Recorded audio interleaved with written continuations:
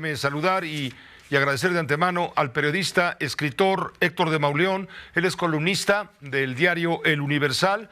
Él escribe su columna en tercera persona de lunes a jueves y le agradezco, sí, insisto, en aceptar la invitación para una conversación con usted aquí en Grupo Fórmula sobre lo que está pasando desde el punto de vista de la operación de los criminales organizados allá en el estado de Chiapas, concretamente en San Cristóbal. Héctor, muchas gracias, Héctor de Mauleón, por acompañarnos. Buenas noches. Pepe, buenas noches. Muchas gracias por la invitación. Te agradezco mucho. Gracias, te invitamos porque tú le sabes y le entiendes muy bien a lo que está pasando, porque Chiapas, nos queda claro, se ha convertido en un enclave crucial para el tráfico de drogas provenientes de Sudamérica y de Centroamérica. Un control por parte del cártel de Sinaloa, que arrebató los territorios a células locales. Sin embargo, está siendo disputado también por las células adictas al cártel Jalisco Nueva Generación, que se ha adjudicado la muerte del líder de los artesanos allá en San Cristóbal. Está complicada la situación, ojalá tú nos puedas ayudar a entenderla mejor.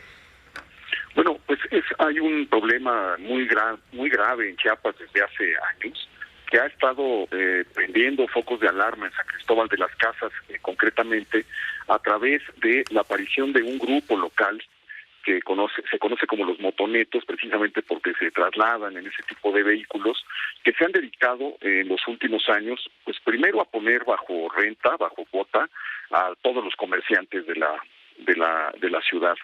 Se dedican al robo de cuentavientes, el robo de vehículos, venta de autopartes robadas, le venden protección a taxistas, controlan el narcomenudeo y en los mercados locales una cosa que se ha dado en llamar etnopornografía, que es pues películas pornográficas en las que se obliga a mujeres indígenas, tzotziles y chamulas a tener relaciones frente a una cámara.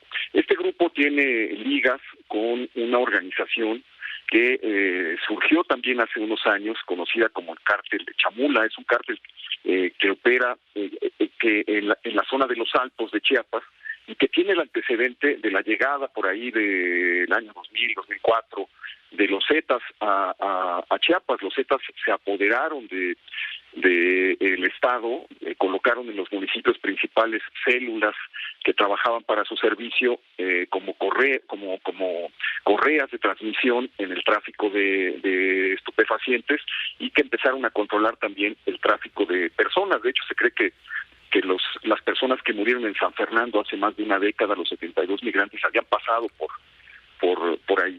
Es un foco de alarma encendido desde hace décadas que nadie ha querido voltear a ver, nadie ha querido atender.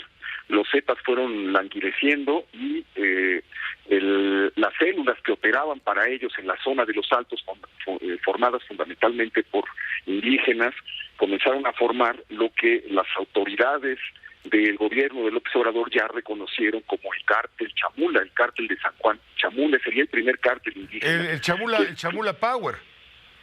Sí, que está operando precisamente en el país. Lo reconoció Ricardo Mejía Verdeja cuando era subsecretario, dio a conocer su existencia y la confirmó tiempo después el subsecretario de Gobernación, Alejandro Encinas. Pero hay otros cárteles, Héctor de Mauleón, por ejemplo, los Pelones, los Coyotes, que operan en otros municipios como Concordia, Venustiano Carranza, Las Rosas, Simol y Socoltenango.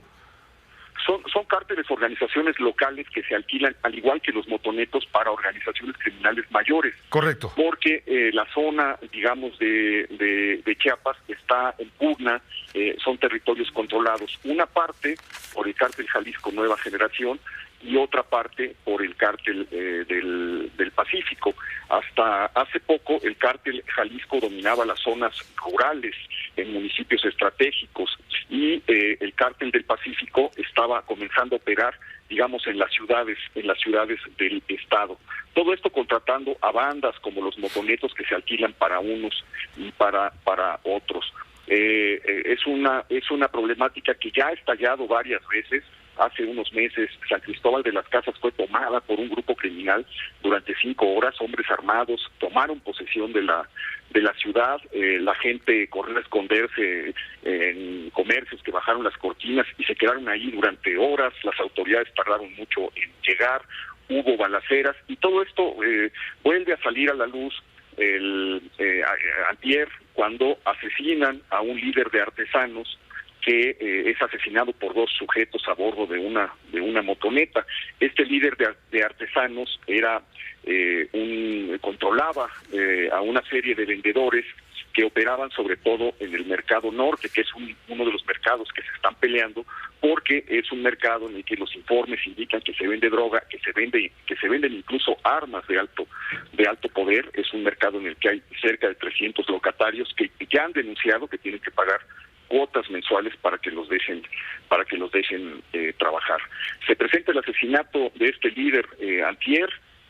Los agremiados o los seguidores de esta persona de repente salen a la calle a buscar a los sicarios encapuchados, con chalecos tácticos, con armas largas, disparando al aire, y se vuelve a desatar el pánico. De hecho, la diputada de Morena, Patricia Armendariz, subió un tuit que hizo mucho ruido, porque decía que pues como si no supiera o como si apenas estuviera enterando de lo que está pasando en su estado. Dice, pues nunca creí presenciar escenas como estas en San Cristóbal de las Casas, y pasaba el video que estuvo circulando profusamente de la balacera que había ocurrido, que se había dado. Es una zona que está en profunda descomposición. Lo que hicieron los Zetas fue un daño en el tejido social inmenso. Comenzaron a generarse problemas de adicción entre los habitantes de diversas poblaciones, Comitán, San Andrés Larrainzar, San Juan Chamula, Chenaló, etcétera, y todo esto ha abonado a una especie de migración hacia San Cristóbal de las Casas, que ha formado zonas marginadas en donde opera ya abiertamente el cártel Chamula, y en donde operan libremente también esta organización conocida como los Motonetos. Punto estratégico para el tráfico de drogas procedentes de Centroamérica y de América del Sur, sobre todo la droga que viene, que cruza por Guatemala, les queda perfecto. Chiapas viene siendo el paraíso para el narcotráfico, por eso la disputa y la posición y el valor estratégico que los cárteles poderosos, tanto el del Pacífico o de Sinaloa como el Jalisco Nueva Generación, le dan a esta disputa a través de esos grupos locales. Nos queda claro entonces, y yo te preguntaría por último, Héctor de Mauleón, ¿se justifica la alerta del gobierno de Estados Unidos a sus ciudadanos para huir de este tipo de violencia? No, bueno, las alertas se han estado encendiendo en distintos puntos del país. Se encendió para Cancún, se encendió para Playa del Carmen, se encendió para Tulum, se ha encendido para zonas de Tamaulipas. Es una alerta que no puede leerse de otro modo más que como eso. Son llamadas de atención de zonas críticas que están cundiendo, que están invadiendo el país, de Chiapas, de San Cristóbal de las Casas.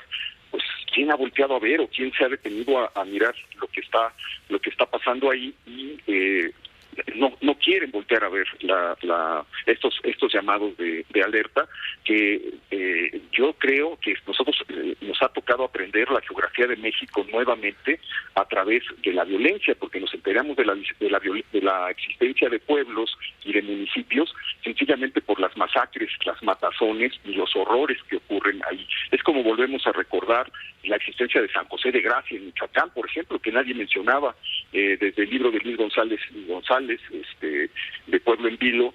Pues no, era un referente de un estudio, histórico, de carácter antropológico, y nunca nos dimos cuenta de lo que estaba ocurriendo ahí hasta que fusilan en la vía pública a 11, 15 personas que colocan contra una pared y se llevan los cuerpos. Es cuando recordamos que existe este poblado, y así como ese, en los últimos años hemos estado aprendiendo de lo que pasa en pues casi las tres cuartas partes del país, mientras que el discurso triunfalista oficial pues se gasta en cifras alegres, en carcajadas en las mañanas, en chistoretes, y mientras tanto millones de mexicanos están viviendo hoy bajo la bota del crimen organizado.